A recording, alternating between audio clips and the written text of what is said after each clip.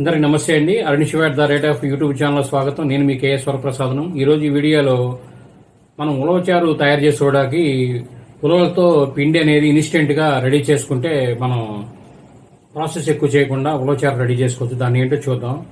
ఉలవలు అరకిలో మీరు నీటిలో వేసి శుభ్రంగా కడిగి బాగా ఎండబెట్టండి. పచ్చి లేకుండా పూర్తిగా ఎండిపోయిన తర్వాత అవి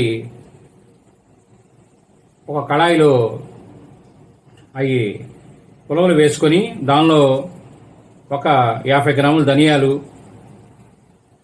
జీరా కొద్దిగా, మిరియాలు 1 స్పూను ఇవి దానిలో వేసి బాగా వేపండి. వేపిన తర్వాత మీరు ఒక పళ్ళెంలో ఆరబెట్టుకొని బాగా మిక్సీ చేసి చల్లారాక పొడి చేసి సిద్ధంగా ఒక గాజు సీసాలో ఉంచుకోండి. అలాగే తర్వాత చింతపండు అంటే ఈ అరకిలో పౌడర్ అంటే మీరు కావాల్సిన కలుపుకోదా మీరు ఎంత ఉలవచారు తయారు చేసుకుని దానికి సరిపడా చింతపండు తీసుకొని వేడి నీళ్ళలో నానబెట్టండి. నానబెట్టిన నీళ్ళల్లో శుభ్రం చేసుకుని చింతపండు ముందు తర్వాత నానబెట్టండి. దానిలో మీరు ఈ 2 స్పూన్లు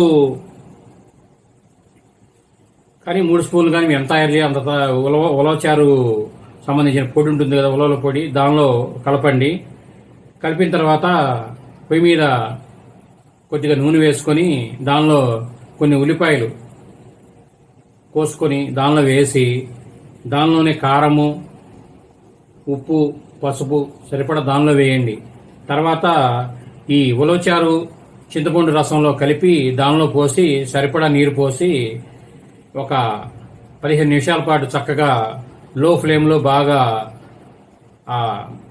ఈ ఉలవచారుని అనేది మరిగించండి. అవి బాగా మరిగిన తర్వాత మీరు కళాయి తీసుకొని దానిలో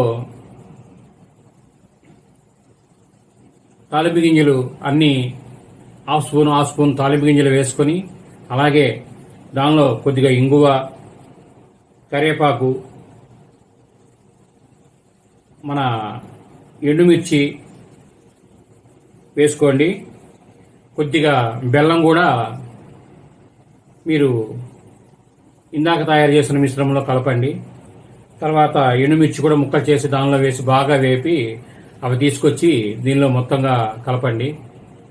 మీకు ఇన్స్టెంట్గా